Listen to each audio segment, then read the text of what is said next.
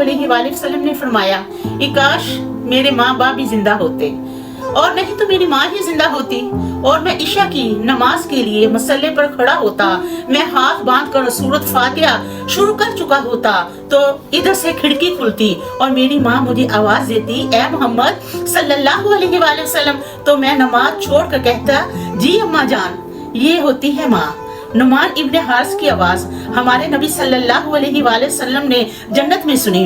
आप सल्लल्लाहु अलैहि वसल्लम जन्नत में तशरीफ ले गए। नुमान बिन हारिस की आवाज जन्नत में गूंज रही थी तो आप सल्लल्लाहु अलैहि वसल्लम ने फरमाया, ये कौन तिलावत कर रहा है? फरिश्तों ने कहा, आप सल्लल्लाहु अलैहि वसल्लम के गुलाम नुमान कि आप सल्लल्लाहु अलैहि वसल्लम ने फरमाया, वो तो मदीने में बैठा हुआ है, जन्नत में आवाज कैसे पहुंच रही है? फरिश्तों ने कहा, माँ की फरमाबरदारी से। इस वजह से अल्लाह ताला ने उसकी आवाज सारी जन्नत वालों को सुना दी है।